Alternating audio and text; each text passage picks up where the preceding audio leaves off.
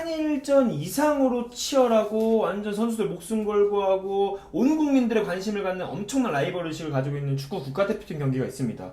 바로 아르헨티나 대 잉글랜드입니다. 다들 인정하죠? 자, 참고로 잉글랜드와 영국의 관계 너무 많이 알려진 내용이죠. 설명하면 또 길어지니까 생략하고 유튜브에 엄청나게 많이 이제 설명된 영상들이 많아요. 찾아보셔도 되고, 쉽게 말해서 정치는 영국으로서 축구는 잉글랜드, 웨일즈, 스코틀랜드, 북아일랜드 각각이다 정도만 아시면 될 것 같습니다. 알겠죠? 보통 축구 경기에서는 가까운 곳에 있는 국가끼리 라이벌 관계가 형성됩니다. 교류가 많은 만큼 경쟁도 많고 사연도 많을 테니까요. 오케이? 한일전도 마찬가지고요. 유럽에서는 대표적으로 독일과 폴란드, 그리스와 튀르키예, 포르투갈과 스페인이 대표적인 축구의 라이벌 관계인데요. 각국의 스토리는 시간 나면 또 이야기해 줄게요. 라이벌 경기 때는 평소보다 경찰이 더욱 많이 배치되고 관중 간의 싸움도 정말 자주 일어납니다. 오케이? 언론에서도 아주 핫 이슈로 다루죠. 그런데 아르헨티나와 잉글랜드는 이렇게 멀리 떨어져 있습니다. 지구둘레 거의 4분의 1인데요. 어떻게 두 국가의 라이벌 관계가 형성되었을까요? 물론 축구 실력이 아주 라이벌 관계인 것도 맞는 말이겠고, 그런데 사연이 또 많습니다. 두 국가의 라이벌 의식은 66년 잉글랜드 월드컵 8강전, 여기 보세요. 봤어요 방금 지금? 8강전에서 퇴장을 당하는 선수가 영국 국기를 손으로 조물딱거리고 양팀 합쳐서 파울이 50개나 나오고 유니폼 교환까지 금지되는 아주 치열한 경기를 펼치면서 라이벌 의식이 싹트기 시작합니다. 이때 양국이 서로에게 가진 적대감은 매우 컸습니다. 언론에서도 이런 식으로 표현을 했습니다. 선생님 입에 담을 수가 없겠어요. 오케이? 이후 두 국가는 축구에서 이렇다 할 이제 70년대에는 성적을 내지 못하면서 암흑기를 거치게 되면서 라이벌 의식도 살짝 흐려지는데, 78년도에 아르헨티나에서 월드컵을 개최하면서 새로운 일들이 막 펼쳐지기 시작합니다. 아르헨티나에서 쿠데타가 발생했는데 비델라라고 하는 이 군인이 독재를 시작하고, 그 아르헨티나의 엄청나게 힘든 경제 상황, 독재에 대한 국민들의 반발을 스포츠를 통해서 좀 해소해보고자 무리하게 개최한 것이 바로 아르헨티나 월드컵입니다. 78년도. 여기서 갖은 무리수를 동원해가지고 결국 우승까지 하게 됩니다. 그런데 국내 문제가 이 우승으로 월드컵으로 해결될 기미가 안 보이는 거예요. 독재자가 바뀌는 과정에서 군인들 사이에서 내분까지 일어나려고 합니다. 이런 와중에 새로운 대통령 갈티에리, 이 사람도 군인, 군부 독재자입니다. 고민을 합니다. 어떻게 이 내부의 불만을 어떻게 할까? 바로 여기서 역사 속 많은 정치 지도자들이 했던 바로 그 선택, 내부의 불만을 외부로 올리려는 그 선택, 바로 전쟁을 결심합니다. 아르헨티나는 1982년 4월에 바로 이곳을 공격합니다. 이곳이 어디냐면 바로 두 개의 큰 섬과 수백 개의 작은 섬으로 이루어진 포클랜드 제도입니다. 바로 포클랜드 전쟁의 시작을 알리는 사건이 터지게 된 거죠.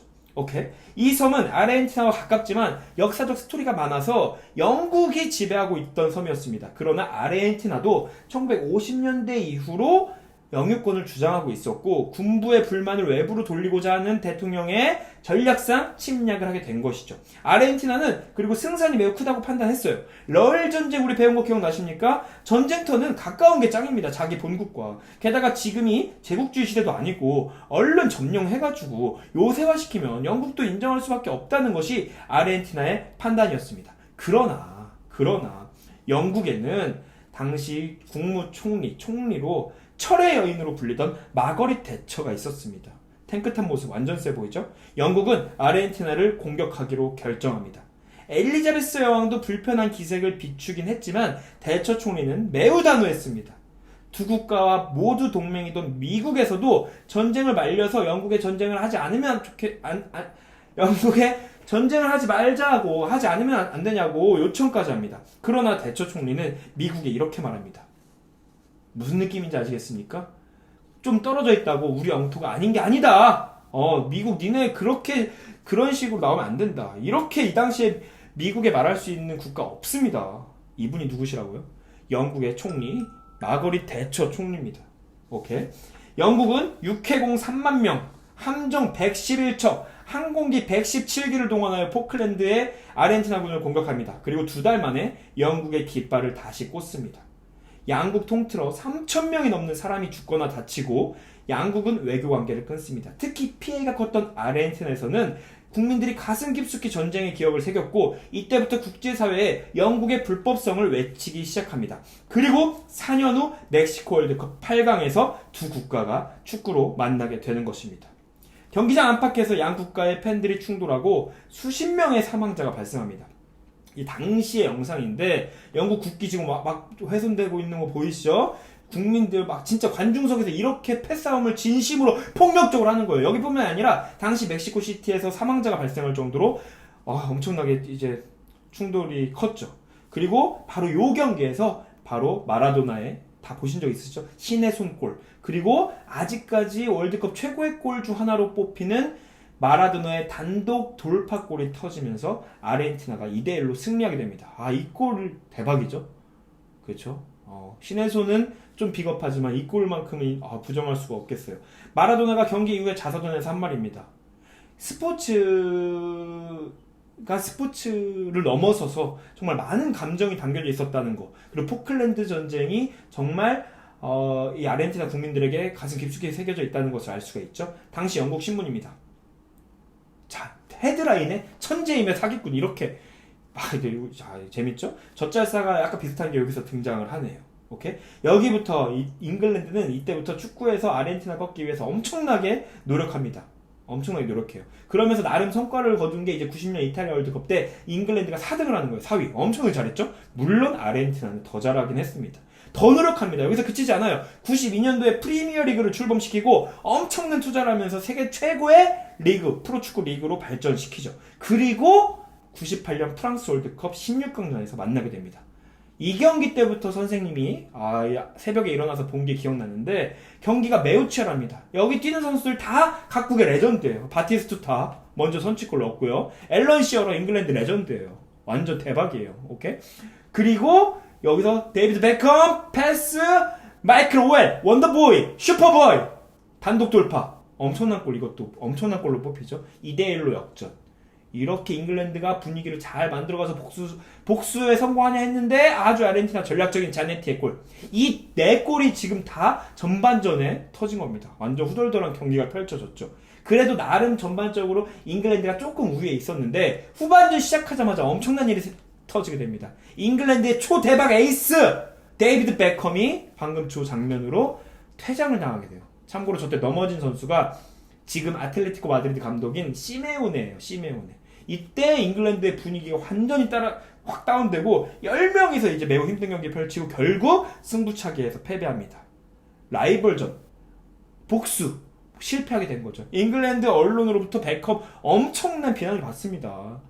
이게 이제 스포츠의 영역을 넘어선 진짜 인간적 비난을 엄청나게 많이 받아요. 그런데 진짜 운명의 장난 아닙니까? 다음 월드컵인 2002 월드컵 때 이 두 팀은 조별리그에서 만납니다.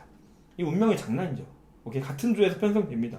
표정 보세요. 표정 엄청나게 진지합니다. 한 명만 웃고 있어요. 바로 여기 마지막 아르헨티나 선수, 아까 넘어진 시메오네 감독. 마이클 오원 엄청나게 진지하고 여기서 페널티를 해서 페널티킥을 얻어내는데, 자, 또 공교롭게 다리 익은 아르헨티나 선수가 지금의 감독하고 있는 포체티노예요. 포체티노. 손흥민 선수의 스승격. 베컴에 많은 생각이 들었겠죠. 그러나 흥분하지 않고 침착하게 골을 성공시키면서 잉글랜드가 1대0으로 조별리그에서 승리를 거두게 됩니다. 잉글랜드 복수 성공했죠. 게다가 아르헨티나는 조별리그에서 16강 진출까지 실패하면서 진짜 완벽한 복수를 이제 잉글랜드에서 했다고 평가받고, 이 경기가 얼마나 통쾌하게 그 잉글랜드에서 여겨졌냐. 바로 경기 월드컵 끝나고 엘리자베스 여왕이 베컴을 직접 궁으로 초대해가지고 훈장까지 수여합니다. 대박이죠. 그만큼 이제 모든 국민들의 관심사였다는 거예요. 이 경기 이후에는 이제 2005년도에 이제 친선 경기 해가지고 잉글랜드가 또 이깁니다. 상대전적으로도 잉글랜드가 앞섰는데 우리 이미지가 뭔가 아르헨티나가 잘하는 이미지 있지 않습니까? 그렇죠. 피파 랭킹이 아르헨티나가 평균적으로 높아가지고 잉글랜드가 좀 그 상대 전적에서 우위에 있다고 하더라도 라이벌 의식이, 이 라이벌 관계가 계속 유지되는 것 같아요. 게다가 2005년 이후로 단 한 번도 맞붙은 적이 없습니다. 2006년에 리오넬 메시 선수가 월드컵을 통해서 데뷔를 하는데 이 메시 이후로 한 번도 붙은 적이 없는 거예요. 그러니까 언젠가 조만간 붙으면 엄청난 경기가 펼쳐질 것 같죠? 자, 이렇게 우리가 잉글랜드와 아르헨티나와 잉글랜드의 라이벌 관계에 바로 전쟁, 포클랜드 전쟁, 정치적인 이슈도 있었다는 것도 우리가 이제 것을 한번 알아봤어요. 선생님이 PPT를 준비했었는데, 사실은 이 스포츠와 정치는 또 별개의 영역이라고 생각이 됩니다. 하지만 당사자들한테는 이제 그게 쉽지가 않은 것 같아요. 게다가 축구가 특히 민족주의적 성향, 국가주의적 성향이 좀 명확하게 드러나는 스포츠인 것 같습니다. 다음에 또 재밌는 주제로 여러분들 졸릴 때 잠을 깨워주도록 할게요. 감사합니다. 잠 탔겠죠?